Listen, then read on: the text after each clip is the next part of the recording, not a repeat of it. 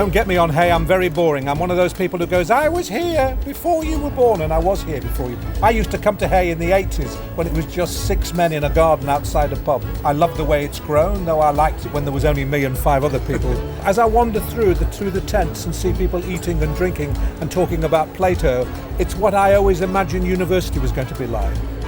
I mean, you come back home. Doesn't mean I've come back home to Christmas. Or opening the door or climbing up the stairs. Every time I've come back from somewhere and I take a shower, I can't believe that there's water.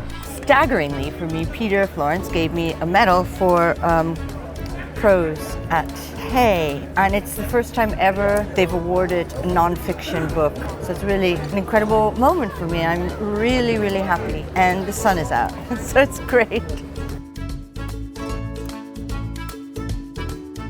Well, it's a lot sunnier than a few years ago and less wet and muddy. The spirit remains the same. I know there's children and elderly and just a lot of families who seem to be interested in books, which is a really good thing. Yuri Herrera, captain of the Alpha Patrol, was voted the best traffic police woman in 2011. My name's Will, I'm here to see Mervyn King today. He's celebrity status in my eyes. But the whole point was that since what happened before the crisis was unsustainable. As a writer, I'm pretty much alone most of my writing life, so to be around people who are excited about books is just really infectious. My name's Papa Essiedu. Well, I mean, it's a really chill vibe about the place. There's loads of kind of like really beautiful, kind of like intellectual looking people knocking about, and like it feels like a very enlightened space. I love the energy of this place, and like to be in such a picturesque location is fantastic.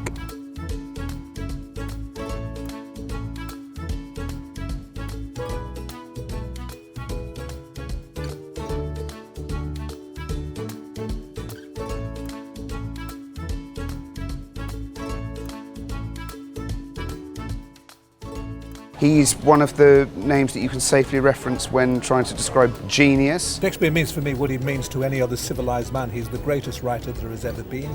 And not only is he's the greatest writer because he is a writer who is entirely about art. Shakespeare is not about him. Shakespeare is not a writer who's discovering himself. Shakespeare is not there. It is perfect, selfless, disinterested. It's impersonality is the word I'm looking for. He creates impersonality for every other writer that comes after him. Well, Shakespeare is, for me, probably ground zero when it comes to English literature. He's also a sort of roguey actor person. Reverence.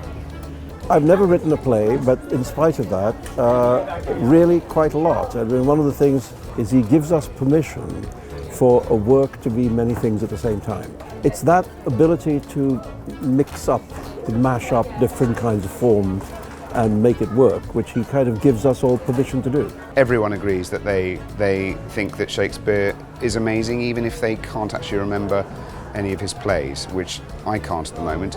Big question. At the moment, Shakespeare's kind of like my employer. Well, he actually means the world to me because the very first play I ever did was A Midsummer Night's Dream.